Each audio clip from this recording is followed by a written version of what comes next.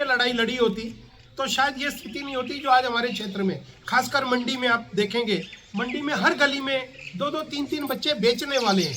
तो आप समझ सकते हैं कि खरीदने वाले कितने होंगे। और मजे की बात बोले, मतलब हैरानी होती है मुझे, मजे की क्या मतलब दुख होता है कि ऐसे ऐसे लोग हैं जिनको के पैसा खूब है, सब कुछ खूब है, फिर भी इसमें लिप्त है। मतलब पैसा होने के बावजूद भी हमारे भविष्य को खराब कर रहे हैं। बहुत हैरानी होती है, पुलिस प्रशासन सरकार इस पे उतना ध्यान नहीं दे रही है। उनकी नज़र में ये मुद्दा ही नहीं है, जबकि इससे बड़ा मुद्दा आज की डेट में हमारे क्षेत्र में है ही नहीं। आज हमारा क्षेत्र मंडी हिमाचल प्रदेश, पूरा हिमाचल प्रदेश नंबर 2 पे है पूरे भारतवर्ष में, जिधर सबसे ज़्यादा ड्रग्स बिकती हैं। पूरे भारतवर्ष में दूसरे नंबर पे हिमाचल है। ये हमारी देवभूमि का क्या हाल हो रहा है। और देखिए कितना मतलब अफसोस की बात है कि ना प्रशासन को इस बात की चिंता है, ना सरकार को इस बात की चिंता है, और ना ही पुलिस को इस बात की चिंता है। पुलिस थोड़ा बहुत काम करती है, पर देखिए शुरुआत में अगर कहीं आया कोई तो कहीं ना कहीं पे हमारी कमजोरी थी जब हमारे क्षेत्र में आ पाया। आप देखें, आपके गांव में कोई बाहर का आदमी आता है तो मुहाने पे ही वो रोक लेता है पंसारी या परचून वाला कि जी आप किधर जा रहे हैं, आप गाँव के तो नहीं हो। पूछता है किसके यहाँ जाना है, क्या है, बड़ी स्वाभाविक सी बात है। तो जब शुरुआत में ऐसे लोग आए होंगे बेचने वाले, तो उनको किसी ने नहीं रोका होगा, इसीलिए हमारे क्षेत्र में यह बढ़ता चला गया। कि इतनी संख्या मैंने नहीं सोची थी कि इतनी संख्या में सब बहनें आएगी। बहुत पहले भी मैं मिला हुआ हूँ, शायद पहचानते हैं मुझे? कोई ऐसे हैं जो नहीं पहचानते? हाँ,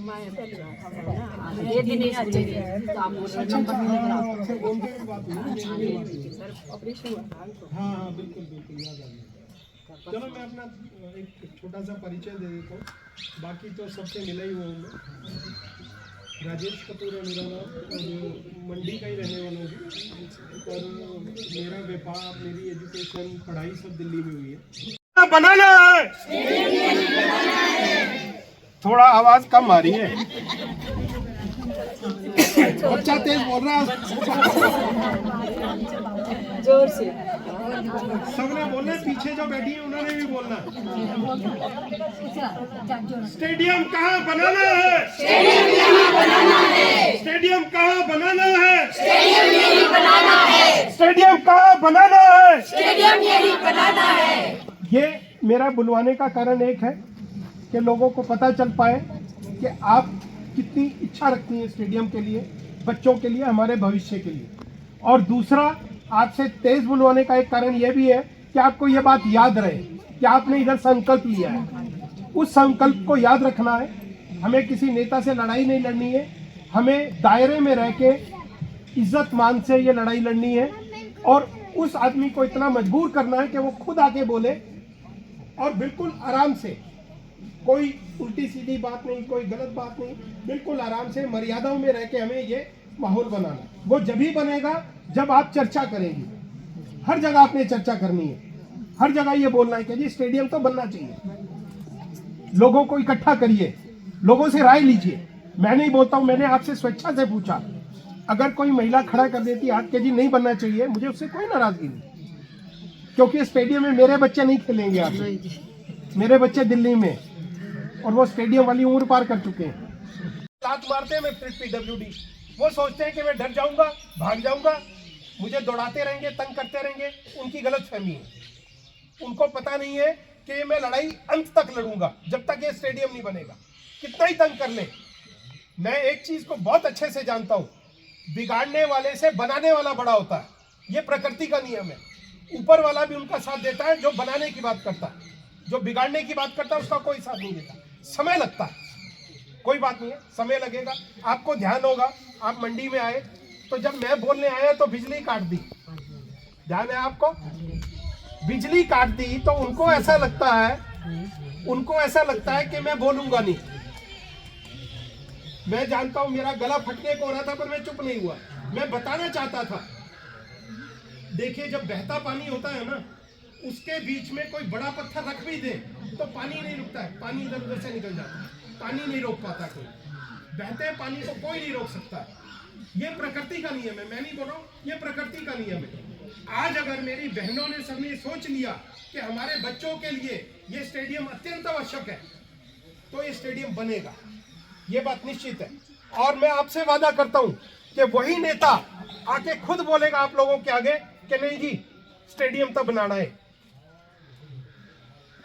आज क्या होता है, मैं जाति और उसकी बात कर रहा था, बड़ा हैरानी होती है मुझे कि ऐसा मैंने संबोधन अपनी जिंदगी में अपने लिए कभी नहीं सुना था, जो मैं आपको नहीं, पानी है, पानी। एक नेताजी एक ग्राम पंचायत में गए थे, तो उन्होंने मेरे बारे में बोला, एक से खतरी आई रहा, सारी औरतां बगैर रही थे और मुझे स्यापा पाई रहा। अब मुझे ये बताइए कि मतलब मेरा नाम राजेश है, मेरी जात कपूर है, राजेश भी बोल सकते हैं, कपूर कुछ भी बोल सकते हैं। खतरी का संबोधन अपनी जिंदगी में मैंने पहली बार सुना। खतरी आयरा से बगैर सारी औरतां स्यापा वैरा मुझो। भाई अगर स्यापा डाला है तो उस स्यापे को दूर करो, लोगों के काम करो। मैंने क्या बोला, मैंने कोई आलोचना नहीं की है, मैंने सिर्फ मांगा कि हमें स्टेडियम चाहिए। मैंने आपको ये तो नहीं बोला जाओ अपने घर वाले से लड़ो, मैंने कुछ ऐसी बात तो नहीं बोली। तो इसमें क्या बहका रहा हूं मैं आप लोगों को, मैं आपकी प्रगति की बात कर रहा हूं। आप जानते हैं कई बार मैं मिल चुका हूं, सब बहनों से मिल चुका हूं, प्रधान जी से, आपसे। ये तो हमारा प्रधान जी हमेशा साथ देती हैं, हमेशा मेरे कार्यक्रम में आती हैं, मेरी बहन की तरह है। मैंने आज तक, मुझे बता दो, मैंने किसी की जाति पूछी आज तक? मैंने किसी का पूछा कि जी कौन से समुदाय से हो? कभी नहीं, क्योंकि हमारा इस बात से कोई मतलब नहीं है। मेरी नज़र में आप बहनें हैं और मैं आपका भाई, इतना ही परिचय बहुत है मेरे लिए, बाकी क्या ज़रूरत है। वो टाइम चले गए कि जी आपने एक परिवार में एक नौकरी लगा दी और वो जो है 50 साल से आपके गुलाम है। वो टाइम अब चले गए हैं, अब चले गए। अब लोग जानकार हो गए, अब लोगों को पता है कि अच्छाई बुराई क्या है। मैं बोलता हूं कोटली जैसे क्षेत्र में कितने सालों तो चौकी नहीं बन पाई, रोड नहीं बन पाए। आप देखिए, आप देखें, मैं कोटली में घाट पंचायत है, उधर एक रास्ता है, मैं अक्सर ये बात करता हूँ, आपको शायद जानकारी भी होगी। उधर वो बालवाड़ी बच्चे का स्कूल है और वो रास्ता इतना खतरनाक है, कोई भी गिर जाए। हाँ बिल्कुल बिल्कुल। तो मेरा सिर्फ कहने का एक ही मतलब है कि आप लड़ाई लड़ो, अच्छी बात है, लड़ाई लड़ो स्कूल के लिए, रोड के लिए, पानी के लिए, बारिश के लिए, आपदा के लिए। आपदा आई, कितने लोग आप तक पहुंचे, मैं अपनी तारीफ नहीं कर रहा हूं, पर वही नेताजी हमारे कितने लोगों कि हम जो है लोगों को, बच्चों को, महिलाओं को जागरूक करेंगे। वो भी उस हद तक जागरूक करेंगे कि खरीदारी ना रहे। जब खरीदार नहीं होगा तो किसको बेचेंगे? एक समय आएगा हमारे क्षेत्र में ये ड्रग्स आनी बंद हो जाएगी, क्योंकि खरीदार कोई नहीं होगा। वो तो व्यापारी हैं, एक तरह से जहर का व्यापार करते हैं। अगर उनका जहर बिकेगा ही नहीं तो क्यों आएंगे? दूसरा मसला, आपने सोशल मीडिया में अगर आप हैं तो आपने देखा होगा, हमारे क्षेत्र में एक स्टेडियम बनने वाला है, 100 करोड़ की लागत से वो स्टेडियम बनने वाला है। सेंट्रल गवर्नमेंट की एक स्कीम है खेलो इंडिया, उससे वो स्टेडियम सैंक्शन हो चुका है। और उसमें आप माने कि वो जो है 6-7 पंचायतों के बीच में है। वो अलाथू पंचायत लगती है, पदियो लगती है, वो अपना और 4-6 पंचायतें और हैं जो आसपास लगती हैं, मानथला लगती है, ऐसी 6-7 पंचायतें हैं जो उसके आसपास लगती हैं। और वो पंचायतों की बात नहीं है, ये स्टेडियम तो हमारे पूरे डिस्ट्रिक्ट के लिए बहुत बड़ी बात है। मैं आपसे बहनों से एक चीज़ पूछता हूँ, आप प्रधान बैठे हैं, आपको ज़्यादा जानकारी है क्षेत्र की, आपके पूरे क्षेत्र में 5-6 प्रधान बैठी हैं, आपके पूरे क्षेत्र में बच्चों के लिए क्रिकेट खेलने के लिए कितने ग्राउंड हैं? आप मुझे बता दीजिए। एक स्कूल का ग्राउंड है और मेरे हिसाब से सैकड़ों बच्चे होंगे, सैकड़ों बच्चे होंगे। और स्कूल का भी ग्राउंड आप स्कूल के बाद ही यूज़ कर सकते हैं अगर बच्चे खेलना चाहते हैं। उसमें भी सुबह शाम ही कर सकते हैं या शाम को ही कर सकते हैं।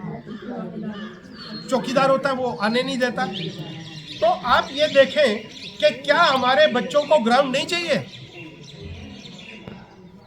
ग्राउंड चाहिए है और ऐसी सुविधाएं चाहिए जिससे कि हमारे बच्चे खेल सके, खेल सीख सके और उनका वो रोजगार बन सके। हम कहते हैं पढ़ाई करके ही रोजगार होता है, ऐसा नहीं है। आप देखें मंडी के क्रिकेटर हैं, वो लाखों रुपया, करोड़ों रुपया कमाता है IPL में खेल के। वो गया ना, आप देखिए हरियाणा, पंजाब, राजस्थान, साउथ इंडिया, उसमें से कितने बच्चे जाते हैं ओलंपिक्स तक जीत कर आते हैं, गोल्ड मेडल लेकर आते हैं, सिल्वर मेडल लेकर आते हैं, ब्रॉन्ज मेडल लेकर आते हैं। वो इसीलिए लेकर आते हैं कि उनको जो है सिखाया जाता है, उनको फैसिलिटीज दी जाती हैं।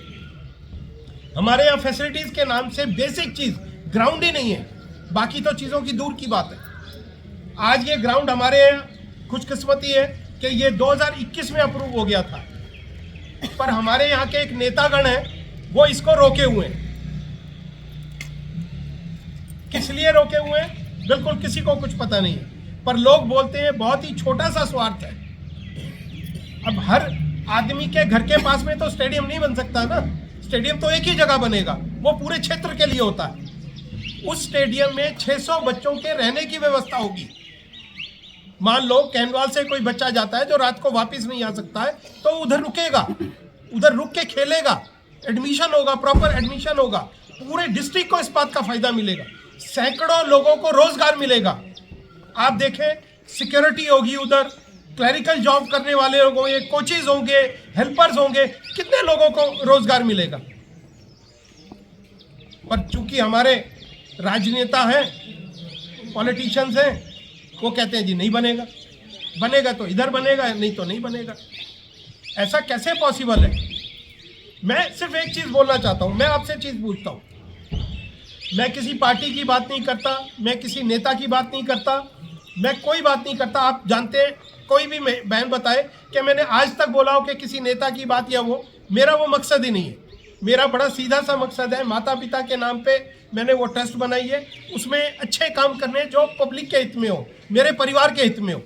आज अगर वो स्टेडियम बनता है तो क्या बच्चे ड्रग्स की तरफ नहीं भागेंगे? नहीं ना, वो खेलने की तरफ भागेंगे, ड्रग्स की तरफ नहीं भागेंगे। आप बताएं कितनी बहनें ऐसी होंगी जिनके बच्चे 21-22 साल के हैं, पढ़ाई कर चुके हैं, ITI कर चुके हैं, बट जॉब नहीं है, घर में बैठे रहते हैं, शाम को निकल जाते हैं। कुछ उल्टी सीधी सोसाइटी के बच्चे होते हैं, वो कुछ और सिखा देते हैं, और हमारे फूल जैसे बच्चे, मासूम बच्चे जो हैं, वो गलत आदत में पड़ जाते हैं और उसका अंत होता है मृत्यु। चिट्टा लेने का मतलब यह है कि निश्चित मौत है, 1 साल में हो, 2 साल में हो, मौत निश्चित है। अगर आज मैं आपसे पूछता हूं, अगर आज हमारा स्टेडियम हो, आप अपने बच्चों को बोलेंगे जाके उधर कबड्डी सीख, फुटबॉल सीख, वॉलीबॉल सीख, बोलेंगे आप या नहीं बोलेंगे? बच्चों को आवारागर्दी करने ही नहीं देंगे आप। अदरवाइज बड़े बच्चों को आप कैसे रोक सकते हो?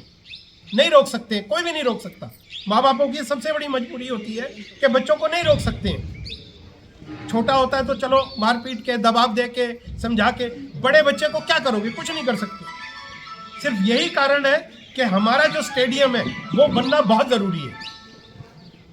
लेकिन हमारे कुछ नेतागण हैं, स्पेशली एक ही नेताजी हैं हमारे मंडी के, बहुत बड़े नेता हैं, मैं उनके आगे कुछ नहीं हूँ। आप लोगों का साथ है तो शायद हम ये लड़ाई लड़ लेंगे। लेकिन स्टेडियम अगर बनता है तो आप ये देखें कि हमारा हरियाणा, पंजाब, राजस्थान, साउथ इंडिया और जो क्षेत्र हैं, वैसे हमारे बच्चे भी ओलंपिक में जा सकते हैं ना ओलंपिक में, अगर उनको प्रॉपर ट्रेनिंग मिलती है, इक्विपमेंट मिलते हैं, पूरी फैसिलिटीज मिलती हैं, उनको खाने के लिए वो पौष्टिक आहार मिलता है, तो वो क्यों नहीं लड़ सकते हैं? आज तक बता दीजिए हिमाचल से कोई भी ओलंपिक तो बहुत दूर की बात है, एशियाड में भी कोई गोल्ड मेडल जीत के लाया है कोई ऐसा? आज तक नहीं। जबकि हिमाचल इतना बड़ा मतलब आप बिजली देते हैं, सुख सुविधाएं, हिल स्टेशन है, हजारों करोड़ों लोग टूरिस्ट आते हैं, सब कुछ है। हिमाचल का पूरे विश्व में नाम है, पूरी दुनिया में हिमाचल का नाम है। पर प्रगति के मामले में आज तक बस यही हुआ, तू ठाकुर है, तू पंडित है, तू खत्री है, तू ये है, तू वो है, तू कैनवाल का है, ये मंडी के लोग खराब है, मंडी को बोला कैनवाल के लोग खराब है, बस यही चलता रहा। ये है या नहीं है? आप मुझे सच बताइए। जात से जात को लड़ाया, इलाके से इलाके को लड़ाया और अपने वोट लेते रहे। YouTube पर हमारे चैनल को सब्सक्राइब करें और रेगुलर अपडेट के लिए बेल आइकन दबाएं।